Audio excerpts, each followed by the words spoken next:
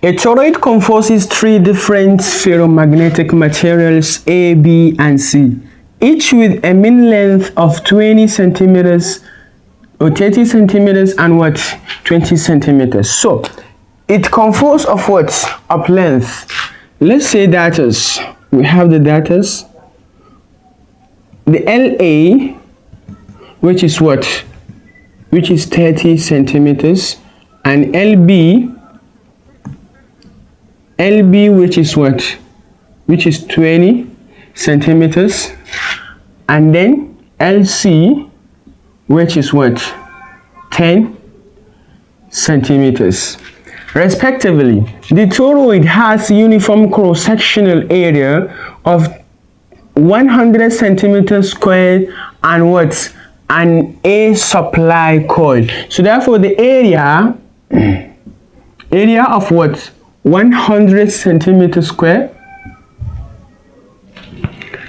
and a supply coil of 100 tons. So therefore the number of tons, which is 100 tons. The magnetic field intensity of each material are, so the magnetic field intensity of each material, which is we have we're supposed to have HA, HB, and we have HA, HB, and HC. So therefore I have to say HA, the magnetic field intensity, HA, which is 1085 meter. We have HB, which is 5085 meter, and we have HC, which is 185 meter. So respectively, an established magnetic flux is 0.005 weaver. So therefore the flux, which is 0.005 wave. So the question says we are to determine the magnemotive force, and therefore we are to determine the current through the supply coil, and we are to determine the reluctance of each and every material, and therefore we are to determine also the permeability of each material. So ideally speaking, I recommended you to check the description of the video. You will see how I explain the magnetic circuit formulas. All the formulas that we are going to use in this question are under that video, because I make a video for those formulas. So the first question says we are to determine the total magnemotive force. So we have to use this relation that says that the magnemotive force, it is equals to HL. So we are asked to determine the total. The total, it means we are going to determine the magnemotive force for the material A, material B, and the material C. We are going to pick out the value of material A in this magnetic field and pick out the value of the of the length for the material A. But before then, we have to convert this. This should now be 0.3 meter, also 0.2 meter, also 0.1 meter. So let's say for material let's indicate material as capital M for material A. For material A, the magnemotive force should now be equals to what will be the value of of magnetic field of of the first material, which is 10.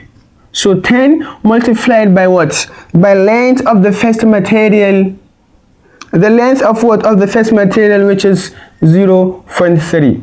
So for material B, let's say for material B, the magnemotive force, which is equals to the magnemotive force, which is for material B, the electric field intensity, which is 50, multiplied by the length of material B, which is which is 0.2.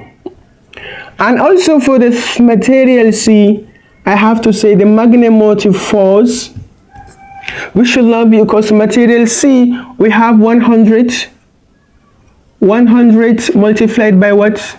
Multiplied by the length of the material, what? Material C, which is 0.1. So if I say 10 multiplied by what? 0.3, I will get what? I will get 3 AT for material A. And for material B, if I say 50 multiplied by 0.2, I will end with 10 AT. And 100 multiplied by 0.1, which is also the same thing as what? As 10 AT. So guys, you have to take note that I'm asked to find what? To find the total magnemotive force. So the total MMF here should now be equal to, if I said the MF total should now be equal to what? I have to say each material for material A plus material B plus material C. For material A, I have 3 plus 10 plus 10. So the total magnemotive force should now be equal to what? The total magnemotive force should now be 23 AT. So this is the final solution to what?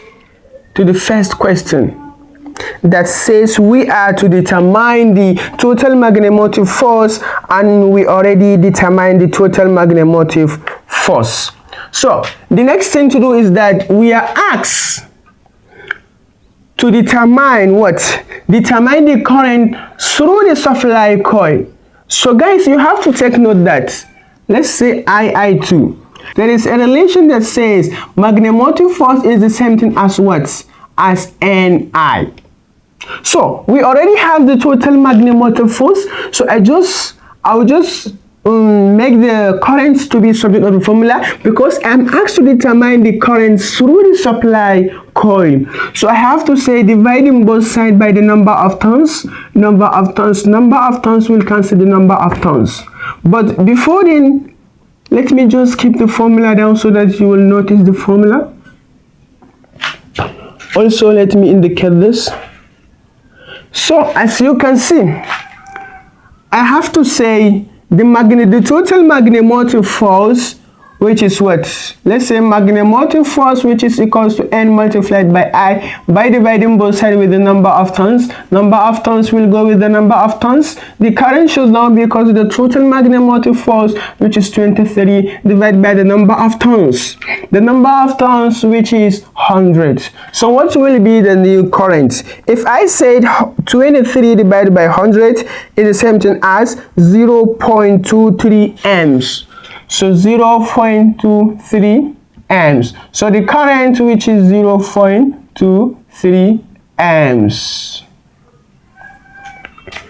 So this is all for what? This is all for the second question. The third question says that we are to determine the reluctance of what?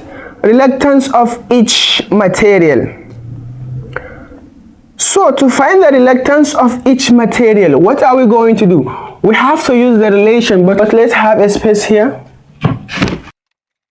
So to find the reluctance of each material, which formula are we supposed to use? So we can use the relation that says, let's say question 3, that says the reluctance, it is equals to magnemotive force divided by the flux. So we are going, this is a general formula that we are going to use, because we already have the magnemotive force and also we have the flux. The reluctance of each material, for the material A, we have the magnemotive force as what? As 3. So I have to say 3 divided by 0.05, and therefore for the reluctance B, I have what? I have 10. I have to say 10 divided by 0.05, and also for the reluctance C, which is equals to also as 10 divided by 0.005. So let's calculate and see. If I said 3 divided by 0.005, it will be equals to 600 what? 80, because this is in 80 per watt per wave, and also 10 divided by 0.005, which will be equals to 2080 per watt per wave.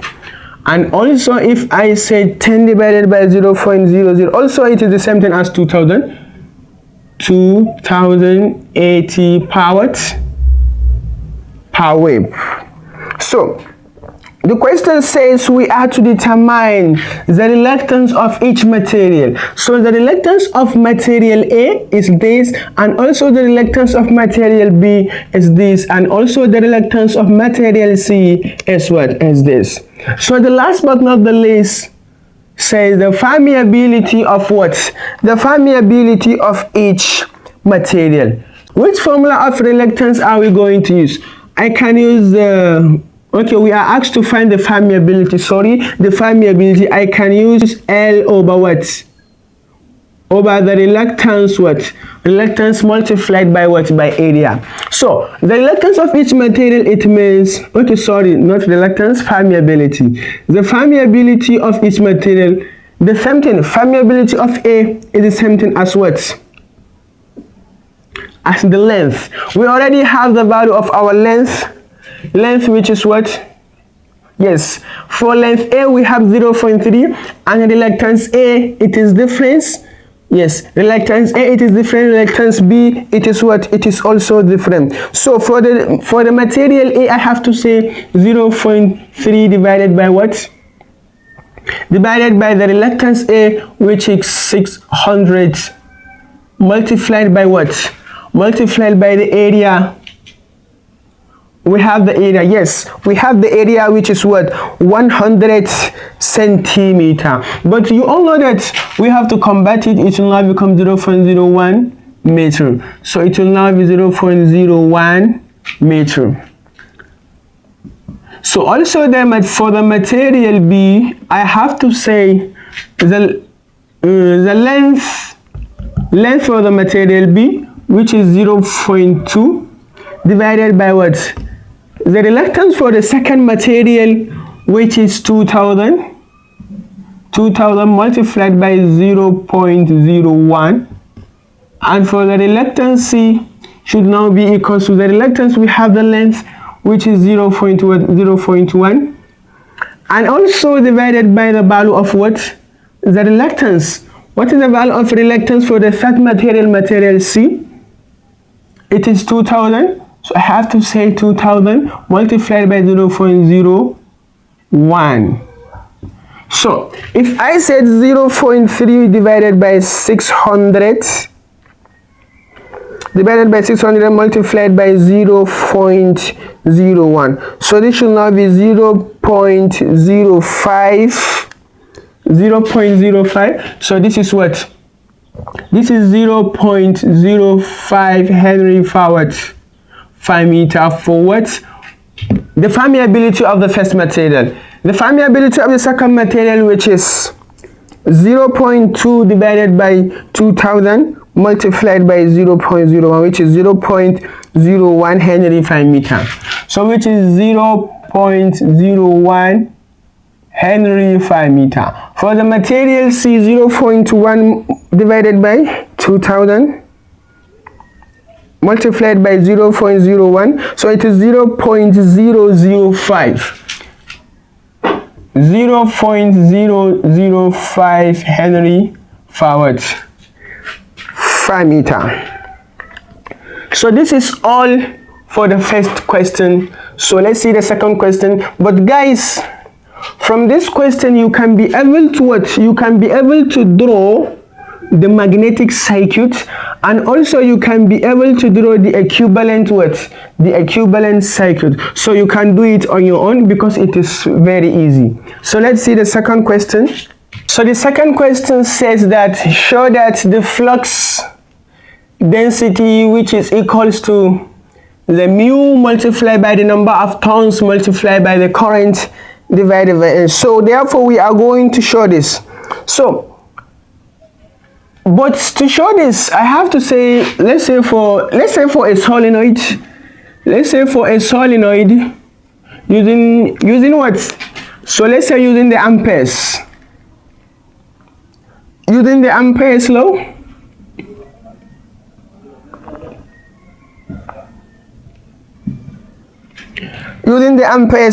so you have to take note that magnetic force is the same thing as what? Is the same thing as Ni, and also, okay, magnetic force is the same thing as what? As HL, and also Ni is the same thing as what? As magnetic force. So therefore I have to say Ni, the number of turns, which is equals to what? Which is equals to HL. I have to get this point. But also there is a formula that says the flux density, which is equals to what? Mu H. But from here I can be able to make the H subject of the formula, because I have Ni, which is equals to HL. So I have to make the H subject of the formula by dividing both sides by what? By L. L will go with L, and H, which is equals to Ni divided by L. So I have to substitute this in here. So therefore the V, which is equals to mu multiplied by what? Multiplied by Ni divided by what? L. So at the end, the flux density, which will be equals to mu Ni by L. So as you can see, the formula turns to this. So this is one of the way that you can show how to prove this this formula. So the third question says we are to analog between the electric and magnetic circuits. So guys, whenever you are asked to analog between electric and magnetic circuits, we all know that, let's say in electric circuits, and let's say here in what? In magnetic what? Magnetic circuit. We all know that in electric circuit we have what? We have voltage, and also in electric circuit we have length, and also in electric circuit we have the resistance, and also we have what? Yes, we have what? We have the conductivity. And you have to take note that in electric circuit we have voltage. So in magnetic circuit, that voltage is equivalent to what? Is equivalent to mmf, which is equals to what? Ni. So in magnetic circuit, the voltage in electrical circuit is the same thing as magnetic force, but in magnetic circuits. And also for the current, we all know that current, it is flowing through an electric circuit. So in magnetic circuit, what is it flowing? Flux, it is flowing. So therefore we have flux. And therefore for resistance, we have what? Resistance in electric circuit, but we have what? We have the reluctance in what? We have reluctance in magnetic circuit. And we have conductivity. Conductivity is the same thing as permeability in magnetic circuit. So therefore we have what? We have the permeability. And don't forget, there is something, there is resistivity. And also in magnetic circuit, this resistivity is the same thing as reluctivity in what? In magnetic circuit. So if you are asked to analog, it's the same thing as compare between this and this, because in electric circuit we have voltage, and also in magnetic circuit, but the voltage in magnetic circuit, it is not the same as this, but all the way we use this as voltage, and also this as what? As voltage. So therefore this is, we have current here, and this is the current that is flowing, and also this works, and also this will work, and also this conductivity and this permeability, also this and this will work in the same. So guys, this is all I have for you. Don't forget to subscribe to this YouTube channel. Thanks you for watching. Have a nice day.